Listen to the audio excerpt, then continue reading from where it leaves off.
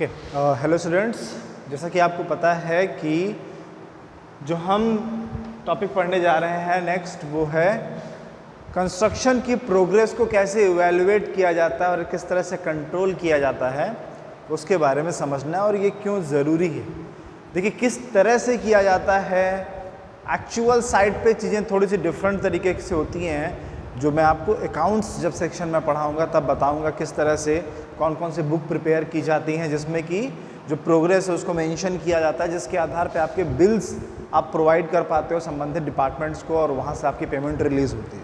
ठीक है, उसके लिए कुछ बुक्स होती हैं जिनमें आपने जो काम किया उसकी फ़ोटोग्राफ्स और प्लस डिटेल्स भरनी होती, कितना आपका खर्च हुआ है और सारी चीज़ें, उसी आधार पर बिल जिनकी रनिंग पेमेंट डिपार्टमेंट की होती है वो।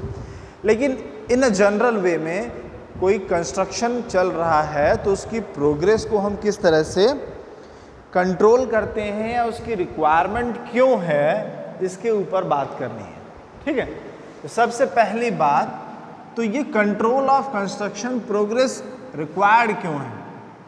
सबसे पहला रीज़न जो है, हम सबसे पहले समझें रीज़न क्या है। रीज़न क्या है? रॉ मटेरियल की अवेलेबिलिटी को कंट्रोल करने के लिए।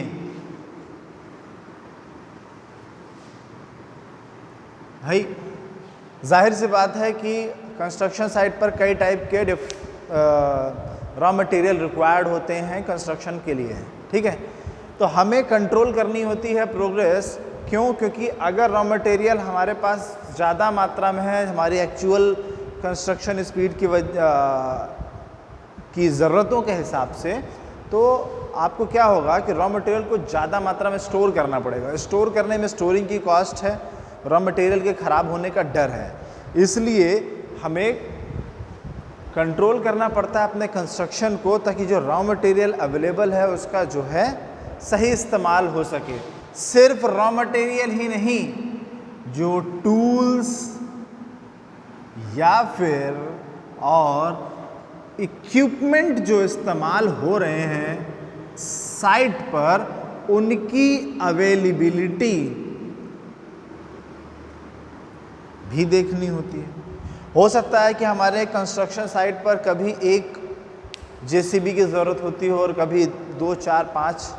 ठीक है, तो हमें देखना है कि हमारे पास अवेलेबल कब है और उसी हिसाब से हमें अपने कंस्ट्रक्शन के प्रोग्रेस को कंट्रोल करना होता है, अन्यथा वो चीज़ें भी आ करके हमारे पास पड़ी रहती हैं और उसका इस्तेमाल नहीं हो पाता। तो raw material availability, tools and equipment availability, और तीसरी चीज़ है लेबर अवेलेबिलिटी। भाई हमेशा नहीं है कि आपके पास पर्याप्त मात्रा में लेबर अवेलेबल हो, इस वजह से उनको भी कंट्रोल करना पड़ता है। ठीक, कि अभी हमारे पास 100 लेबर की रिक्वायरमेंट है तो 100 है, हमने कंट्रोल नहीं किया, हमें पता ही नहीं है कि भविष्य में कितनी हमारे पास रिक्वायरमेंट आने वाली है, तो हम क्या करेंगे? कुछ नहीं, सिर्फ अपने कॉस्ट को बढ़ाएंगे और बस। इसीलिए समय समय पर साइट इंजीनियर और साइट मैनेजर, जो भी व्यक्ति वहाँ पर चीज़ों को मैनेज कर रहा होता है, वो इन सारी चीज़ों का ख्याल करता है ताकि वो कंट्रोल हो पाए। चलो, तो रीज़न, अब तरीके क्या हैं, कैसे आप कंट्रोल करते हो, ये तो हो गया रीज़न क्यों आपको कंट्रोल करना है। ठीक, कैसे कंट्रोल करते हो? तो भाई methods of construction control, methods of, basically ये सिर्फ कंस्ट्रक्शन कंट्रोल के लिए नहीं होते हैं। मैंने आपसे पहले भी बताया है कि बहुत कुछ मिलता हुआ, सिर्फ कंस्ट्रक्शन वर्ड हटा दो तो ये मैन्युफैक्चरिंग में भी ऐसे ही होता है। देखिए क्या होता है, पहला तो है स्टैटिस्टिकल डेटा।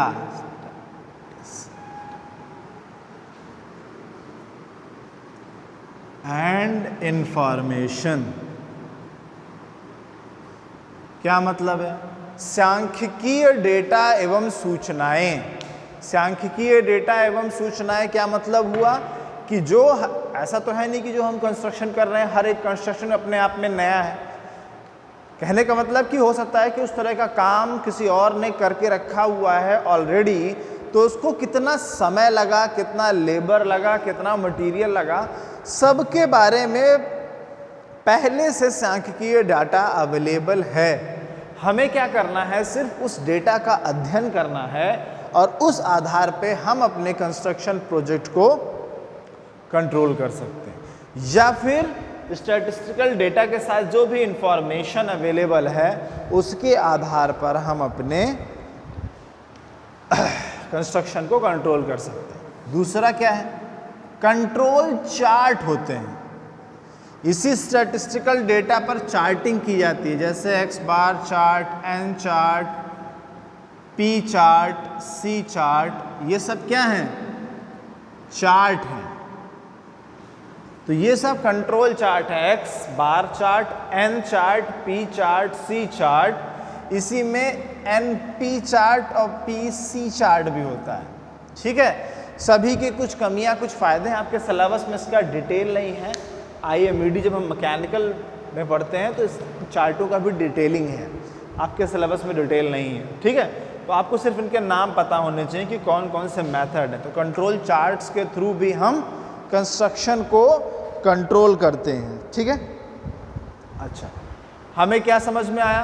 हमें समझ में आया कि हमें तीन चीज़ों का कंट्रोल करना है। पहला, अवेलेबिलिटी ऑफ रॉ मटेरियल, दूसरा लेबर की अवेलेबिलिटी को मैनेज करना, और तीसरा टूल एंड इक्विपमेंट्स की अवेलेबिलिटी को मैनेज करना। मेथड्स क्या क्या हैं? पहला है कि स्टैटिस्टिकल डेटा या इंफॉर्मेशन अवेलेबल हो, आइदर हम कंस्ट्रक्शंस को लेकर के उसके कंट्रोल चार्ट एक्स बार, एनपी या पीसी चार्ट बना सकें जो इंफॉर्मेशन हमारे है, और उसके आधार पे हम अपने कंस्ट्रक्शन को कंट्रोल करते हैं। ठीक है, अब आते हैं कि क्या क्या कंस्ट्रक्शन जॉब होती है। अगर हम उसको सीरियल से देखें तो कैसे देख सकते हैं? मेजर कंस्ट्रक्शन जॉब क्या क्या है एक साइट पर, वो आप फर्स्ट ईयर से पढ़ते आ रहे हो, ये चीज़ आपको पता होनी चाहिए कि सबसे पहला वर्क किसी साइट पर क्या होता है। सबसे पहला वर्क जो है वो है फाउंडेशन का, नींव बनाने का, चाहे वो घर हो। अब इसके लिए आपको बहुत चीज़ें करनी पड़ती है, सॉइल टेस्टिंग, ठीक है, और लोकेशन, जियोग्राफिकल कंडीशन,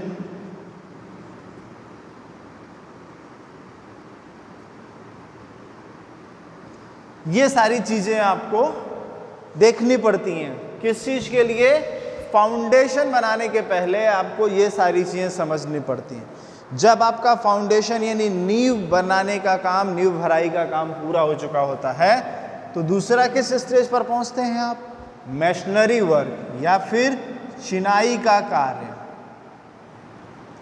हिंदी में बोलते हैं चिनाई का कार्य। चिनाई मतलब जो ब्रिक्स वगैरह आप नींव भरने के बाद जोड़ते हैं। अगर आप एक बिल्डिंग बना रहे हैं तो ज़्यादा इम्पॉर्टेंट है कि ब्रिक बाय ब्रिक लगाते हैं, और उसकी कुछ लिमिट होती है, शायद 1.5 मीटर से ज़्यादा या 2 मीटर से ज़्यादा एक बार में एक हाइट पर जोड़ाई या चिनाई नहीं करनी चाहिए, नहीं तो मजबूती नहीं होती। और उसको 1 हफ्ते तक उसकी तराई होनी चाहिए, पानी डालना चाहिए उसके ऊपर, ताकि वो और स्ट्रेंथ उसमें मजबूती आ जाए।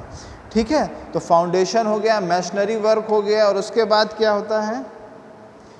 RCC, कंक्रीट या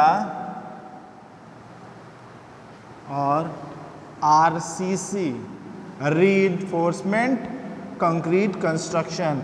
RCC का इस्तेमाल किया जाता है। RCC का प्रयोग करते से आप छत की ढलाई करते हैं और सारी चीज़ें करते हैं। ठीक है ना। इसके बाद क्या करते हैं आप? इसके बाद आप करते हैं फार्माबंदी।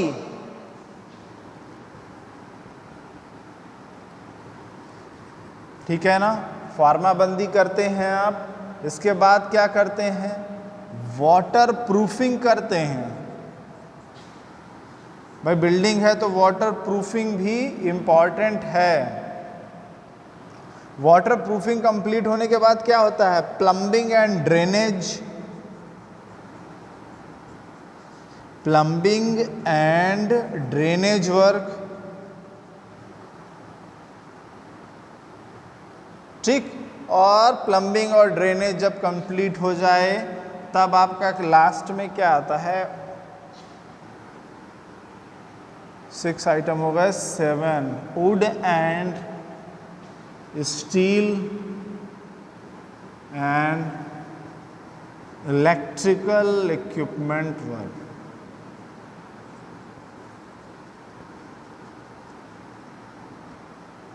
जितना बाकी की चीज़ें बच रही हैं, लकड़ी का काम, स्टील का काम, पंखे उंखे लगाना या वायरिंग करवाने का काम, ठीक है, क्योंकि उसी के बाद फिनिशिंग हो पाएगी। तो ये सारी चीज़ें आप लास्ट में करते हैं। तो यही प्रोसीजर है, इन्हीं को 1 बाय 1 कंट्रोल करना, कब किसकी कहाँ कितनी ज़रूरत है, ताकि हम अपने कॉस्ट को, आपने हमेशा मुझको एक शब्द बोलते हुए सुना होगा, ठीक है ना, और जो कि इम्पॉर्टेंट होता है मैनेजमेंट में, जिसका मतलब है ऑप्टिमम यूटिलाइजेशन ऑफ रिसोर्सेस। क्या मतलब होता है? इसका मतलब होता है कि जो भी आपके पास संसाधन हैं उनका सबसे बेहतर उपयोग करना ही मैनेजमेंट है और कुछ नहीं, ठीक है। तो आज के लिए इतना ही, इसको यहाँ ख़त्म करते हैं। इसके बाद एक चैप्टर है एक्सीडेंट एंड सेफ्टी का, उसको देखने के बाद हम अकाउंट्स वाले सेक्शन में आ जाएंगे, जो कि आपका लगभग लास्ट यूनिट है। बहुत बड़ा है, लेकिन हम लोग उसको भी जल्दी से जल्दी कंप्लीट करने की कोशिश करेंगे। जैसे ही कंप्लीट होता है तब हम ऑब्जेक्टिव क्वेश्चंस की तरफ आएंगे, ठीक। Thank you very much.